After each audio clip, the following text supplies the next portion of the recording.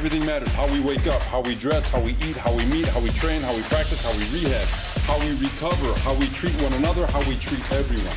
Second half, that's our style. That's what we represent. Showing that fight, showing the urgency, showing the effort, the technique, and the violence that we stand for, guys. Welcome to Jets Game Day with Robert Saleh. Here is your host, Eric Allen. Jets-Browns today in Cleveland. It is week 2 coming up. We got a great show in store for you. We're going to hear from Ethan Greenberg, Caroline Hendershot, Cynthia Freeland, and Brian Baldy. But we start with our veteran, that's Bart Scott, and our rookie, Quincy Enunwa. Quincy, welcome to the show. Yeah, thank you for having me on. All right, Bart, let's get going. What were you encouraged about by what you saw from the Jets in week 1? Well, you know I'm a linebacker, so I'm all about stopping the run, making the team one-dimensional. That was a point of emphasis, understanding that Baltimore has one of the most potent rushing attacks in recent history, featured by Lamar Jackson. They were able to hold them to 63 yards. That is something that you can build off of, and that's where you start. You start off what you did positive, and you shore up the things that you didn't do so well. Communication on the back end, that can be shored up, but I love the way that they attacked downhill, and they played discipline. He only got, out of contained one time. And, that was a special play by a special player. But if you can hold teams like that and make them one-dimensional, listen, that is a recipe for success, especially on the defensive side of the ball. So he's talking about defensive successes. What do the Jets have to shore up? And you're probably going to be taking attack on the offensive side of the ball. Yeah, definitely. I think you look at what's going on in the past couple of weeks. We got a great offensive lineman, then he got an injury. We had to move a couple guys. So we got a lot of moving pieces there, right? So it really makes it difficult to kind of gel as an O-line. So I think if we can just kind of get a little bit more chemistry, then you'll see a lot more time back there for Joe. And then we can really see the receivers kind of make the plays that we know that they can make. Is that an important message for a young team? Yeah. That, hey, I do have your back, guys. Jets played 8 guys who made their NFL debuts in week 1. 17 players on that roster made their first appearance in green and white. I mean, you ain't got to tell me, right? I understand that. I understand I've been a part of a process. And I heard that same narrative when I got here, same old Jets. Listen, you can't judge me from what the past teams did. You talked about, the acquisitions in the offseason. They all lived up to billing. DJ Reed, Whitehead, everybody did their thing. You talk about the young players, the future, the nucleus, the foundation. You talk about Garrett Wilson popping off the page. Listen, the future is bright here. You can't let their narrative become your narrative because you know what you're building. Listen, the first people that ever finds out that things are changing are the players that are here. Then the public figures it out. Listen, success is leased, it's not owned, and rent's due every day. So nobody cares what you did last year, right? Nobody cares what you're going to do next year. It's about what you're doing today. And that's the only thing I'm responsible for. So don't put all that baggage on me, man. I'm not Erykah Badu. I'm not your bag lady. I ain't holding that stuff. We're living in the present right now. That means coming up, we're going to go one-on-one with head coach Robert Saleh. But first, here's Cynthia Freeland. This is Maximum Altitude with Cynthia Freeland, brought to you by NFL All Day. Facing former MVP quarterback Lamar Jackson in week 1 is a tough test for any defense. But the Jets' new starting corners, DJ Reed and rookie Sauce Gardner, made a significant impact, allowing a combined 8 total yards on a lone reception into their coverage. DJ Reed was the only corner in the entire NFL in week 1 to see at least 3 targets in his coverage and allow exactly 0 receptions. Reed saw 6 targets and not only didn't allow a catch, but forced a fumble and intercepted Lamar Jackson in spectacular fashion. Sauce Gardner was targeted 3 times and allowed just 1 reception for 8 yards. But the 2 targets he didn't allow to be caught, both were to Mark Andrews, Lamar Jackson's favorite target, and one of those incompletions was in the end zone. It's worth noting that Quinnen Williams held it down up front with a 92.1 PFF grade for the game. And because defensive fronts and backs work together, this coverage duo, headlined by Reed, will also help cause quarterbacks to hesitate and give the front just a little more time to get pressure on opposing passers.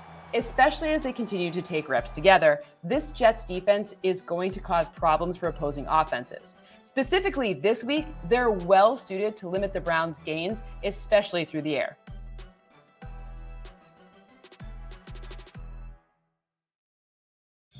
This is Inside the Walls, presented by Microsoft Surface.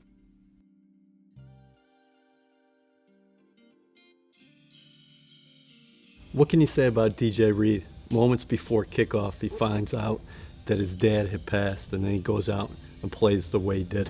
Yeah, you know, a lot of these young men go through a lot of stuff that I don't think people really know. Obviously, lives are personal, and you know, I made mention of it before. Sometimes we get lost that these are young men who have lives, you know, with regards to social media and all the different things that we have. But, you know, just a testament to all of them. Obviously, DJ takes center stage in this, but they're all dealing with stuff every day. You know, they're human like everyone else. And for DJ to get the information the way he did when he got it on an already emotional day with it being 9/11 and the opening day, and to be able to stay focused and play the way he did was awesome on his part. What about the way he played on the outside? 1 interception, 1 pass defense, 1 forced fumble. I mean, you're talking about a historic performance for a guy the first time he's suiting up in green and white. No, I know, and it got lost obviously with the result, but you know, he's exactly why we brought him in here. You know, he's opportunistic. He's very disciplined. I love the fact that the interception was on a goal ball. Put it to bed early. That if a quarterback wants to try him on a goal ball, you're gonna have problems. And I think when you put that on tape early, it lasts the whole season. And you know, he's a physical run defender, so if you are running the ball his way, he will find a way to get the ball out. And I love his tenacity and his relentlessness, and it showed obviously in this first game, and it's something that I think fans can learn to expect. Yeah. And I think it's a testament to who he is. Ups and downs with the rookies offensively, but Garrett Wilson and Breece Hall more than 50 yards from scrimmage. That's the first time that's ever happened for a Jets rookie pair kickoff weekend. Well, you just taught me something. No, it is a good group. All the way across. Jermaine Johnson had a really good game that people aren't realizing, talking about enough. Ahmad had a great game. Michael Clemens was effective. And then you add those 2 rookies. Max Mitchell played a really nice game at right tackle. So our rookies showed up and played very well. And those 2, as the season goes on, Breece and Garrett, they'll get the ball more. And really expecting them to be a big part of this offense, obviously, for years to come. 18 players played the first game as a Jet, and I believe it was 7 rookies in all. So are you looking at this as just a start here in 2022? Absolutely, and it goes to, you know, early in the season, it's, you know, we talked about it in the recap and just going through and just talking about it as a staff, and, you know, you have so many faces, you have so many young guys. How can you do right longer versus a veteran team who's been there, done that, like Baltimore? And so when you look back at that game, it's a veteran team who we feel like we went toe-to-toe with, but they played a smarter brand. And it's something that I think we're going to get better as we learn to play with one another, as our veterans learn what it is to play in this system, all the new guys, and what our young rookies and even our second-year players learn and get used to one another and learn the game, the NFL game. Speaking of the rookies, as that continues to gel, this team's only going to get faster and more efficient, and when that happens, it's going to be very explosive. Are you feeling it from inside the locker room? After the game, Tyler Conklin said, this isn't the same old crap. This is a different team. Michael Carter said, hey, listen, this is one game, but we got 17 games. We are going to be a good football team. Yeah, you feel it. I think they know, and I think if you really watch the tape, and I think our offense can feel it, our defense definitely felt it.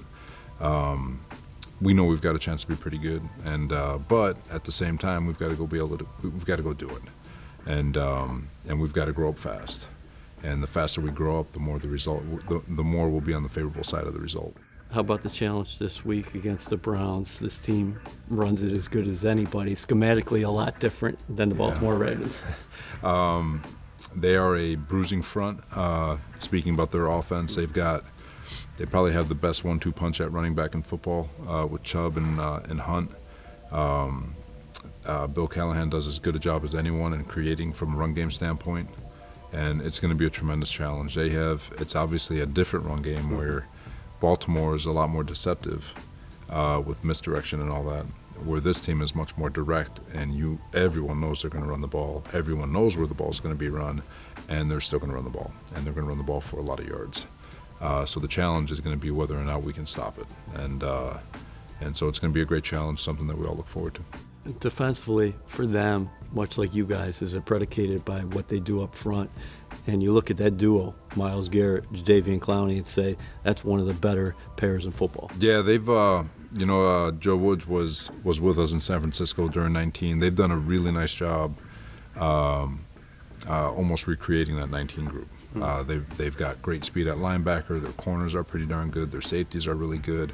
Their D-line is very disruptive.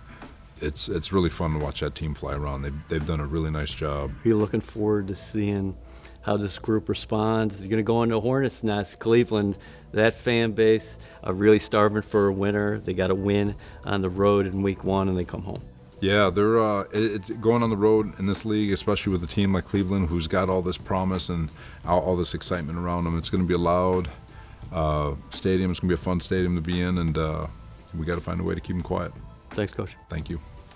Jets Game Day with Robert Saleh is brought to you by MetLife, the official insurance company of the New York Jets.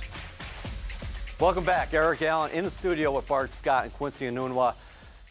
I love what I saw from the Jets linebackers last week. Do you anticipate a lot of 4-3 base looks against this Cleveland offense that is going to run the ball today? Yeah, I mean, you talk about putting your best run defenders out there. I mean, I think that always is going to include as many linebackers as you can, because it gives them less field to have to cover. It gives somebody backup, front side linebacker spills to the middle linebacker, vice versa on the other side as well. The will linebacker is going to spill it to C.J. Mosley, who we know can, with 11 tackles last week, can make those tackles in space and bring it down a player that he's very familiar with. The fact that Mosley is from, the AFC North, and he's very familiar with the Browns and their running attack and how they like to set things up. It's important. He has a lot of information that I think he should be able to share, understanding tips and tendencies. And, this is if the Jets are going to be successful, it's going to be because they put the game in Jacoby Brissett's hands. To do that, you have to stop them on first and second down to make it a obvious passing down. And then that's when we can set up those cornerbacks in our secondary. That's an awesome point. Listen, no Deshaun Watson. He's suspended for the first 11 games this season. How do you take away these running backs? They're going to be bringing Nick Chubb at you, Kareem Hunt. They're going to stay on the ground. And an assistant who was here during Bart's tenure, offensive line coach Bill Callahan, is widely regarded as one of the best assistants in the National Football League. Right. Well, I think Bart brought up some great points, and I think ultimately what the big thing here is, the Browns are going to run the ball, right? They got two great backs, dynamic backs that are going to make those plays that they need to make. So what you want to do is make sure that you're taking away the outside receivers. If the cornerbacks can do what they need to do, if the safeties can make sure they're staying playing sound football, then the Browns will have no other choice but to run the ball. And that's where you have these linebackers, Quan, you got CJ, you got those guys ready to make those hits, come downhill, and I think then you can really have a game that you want to play. All right, huge point here. Sauce Gardner and DJ Reed are going to help you in coverage, but how are they going to help you in the run game? Well, they help you in the run game because if they're able to handle their business on the outside with Amari Cooper and Peoples, then that allows you to allow Whitehead to come down and become the eighth man in the box, and that gives you the ability to outflank the offense because now you have guys that are outside and they're playing from outside in. The two linebackers are able to play from inside out, and then that allows you to be able to set borders. When you set borders, it forces the ball up to the middle where all your help is. And like I say all the time, big hits change games. And if you put it in Jacoby Brissett, who's not Lamar Jackson, who's not fleet of foot, not going to get out, then now you get an opportunity in play action to let that front seven and those defensive linemen get after it. And I was really impressed with the defensive line, the ability that they can rotate. They go 7 to 8 deep. And let's see if they can start feasting, on some of these quarterbacks, especially when they're immobile like Jacoby Brissett. He's a sitting duck. Speaking of big hitters, let's get to Brian Baldy. This is Baldy's Breakdown. Brian Baldy here for Jets Game Day with Robert Saleh, and I want to concentrate on the Browns' defense, specifically the two defensive ends, Myles Garrett and Jadeveon Clowney. The foundation to the Browns' defense is their four-man defensive line, led by Myles Garrett, the right end here. He's a freak athlete, unbelievable athletic ability. Like right there, he's got his hand on the ground turning the corner, and in 2 steps, he hits Baker Mayfield. I mean, he's the sack king right now. There's not really anybody in this business that's as strong and powerful as he is. You can put a tight end out there. It doesn't really do much. But you got to have a plan, though, because when he comes around this corner, he's looking for the ball. He can ruin the game. He can change the game. That's the sack, fumble, and the fumble recovery against Baker Mayfield in a close game last week. Myles Garrett did it all. But on the other side, they got Jadeveon Clowney, number 90. Now, he's not the same pass rusher that Myles Garrett is, but he's a freak athlete. 6'6", 280 pounds, and can run and chase with the best of them. And he was going to get his hands up and deflects that pass, an incompletion on a throw to DJ Moore. He's not the same pass rusher, but he's got great power. He takes the right tackle right here, Taylor Moton, who's a quality tackle, right into the butt of Baker Mayfield. He's got no place to go or run or hide. And there's Jadeveon Clowney at the finish of that play. They got two great defensive ends that are the foundation to this defense. They cause a lot of havoc. They flush the quarterback a bunch, and you better have a plan for them every play. Coming up, Ethan and Caroline give us the morning tea, followed by final thoughts from the studio on today's matchup with Cleveland. Nothing like game day That's morning, right, Ethan. Man, am I excited. But this week, the linebackers, they're going to face a really big challenge. Well, Quincy Williams did say on the Official Jets podcast that they want to be villains. They're going to need to be against Nick Chubb and Kareem Hunt. Nick Chubb, 141 yards on the ground last week. I know, he wasn't stopping anytime soon. And let me tell you this, C.J. Uzomah, obviously very familiar with the Cleveland Browns, playing for Cincinnati for 7 seasons, career high 26 receptions and 3 touchdowns against the Browns. Ooh, okay, so he's very familiar with them. But you know who's trending right now? Carl Lawson made that debut last week, but he extended 2 streaks. First one, 6 consecutive games with a quarterback hit. Second one, 13 consecutive games with 2 or more quarterback pressures. It was great to see Carl playing, right? Yeah. And he has a career high 4.5 sacks against the Browns because he also, to your point, played with Cincinnati. Let me tell you about another great defensive end, though, Myles Garrett. 8 sacks in 4 games against the Jets. 3 of those games, he had multiple sacks. He had 2 last week. He's picking up right where he left off last year. His 2 last week, back-to-back, too. So he's steamrolling right ahead. But you know what we're going to see that's different this week? Is it Brownie the Elf? It's Brownie the Elf. The logo, as voted on by the fans? at midfield, will be that large elf. I don't know what to think about that. Me either. I do think it should be a dog. Or like the helmet. Not I like a the real helmet. dog, not just like a living dog, like a painting of a dog. Yeah, I agree. The dog pound. Good Not dog. the elf pound. No. Anyway, that's the tea. That's the tea. Welcome back. Eric Allen inside the studio with Bart Scott and Quincy Enunwa. Bart, give me a formula for a Jets victory today in Cleveland. The formula is always to not turn the ball over and also get turnovers. And then also the special teams are going to have to flip the pill. You talk about a team that wants to run the ball. It's going to be a physical game in between the 20s. You have to make sure that you're able to flip the field. Braxton Berrios, a Pro Bowl caliber or Pro Bowl returner, should be able to get out. Everybody be disciplined, do their jobs, no silly penalties, no self-inflicted wounds, and it should lead to a Jets victory. The Jets look like the faster team against the Ravens in Week 1. They looked like the more athletic team. But Robert Saleh said after the game, we didn't get beat, we lost. So how do the Jets give themselves a chance to win in the 4th quarter today? Yeah, well, I think it's continuing, right? We talk about all gas, no brakes. I think you keep that gas going all through. Don't come out of the 3rd quarter. Don't come into the 3rd quarter with a slow start. You got to make sure that the offense is making plays, the defense is making plays. I love how the defense came out of the game in the beginning of the game last week, right? They had some great plays. They were flying around the field, big hits. You got to make sure you're doing that in the 3rd quarter, into the 4th quarter as well, and the offense got to keep that going as well. Start fast, finish fast. Give me an X factor for the Jets. X factor for me is, going to be Sauce Gardner, right? He has to lock him down, make him one-dimensional, allow Whitehead to be able to come into the box, to be that 8th man in the box, to put the game ultimately in the player that we hope, it comes down to, Jacoby Brissett. So if Sauce or, Reed can sit up and lock down the corners, it's going to allow that 8th man in the box that should make them one-dimensional and make it difficult to run on. Quincy, how about you? I think it's got to be Joe Flacco, right? I think ultimately he did throw for 59 passes, but even with that, right, I think they had a chance in the game, right? They just gave up too many plays on the defensive side, and then on the offensive side, they just weren't able to find a way to keep Joe protected. So I think if Joe can find a way to make sure he's giving his dump passes off and he's getting those deep passes, I think there's a chance that they can get a win this week. Watch explosive plays from the young Jets. Elijah Moore, Garrett Wilson, Breece Hall, and Michael Carter. This one's going to be fun. Jets-Browns in a couple hours.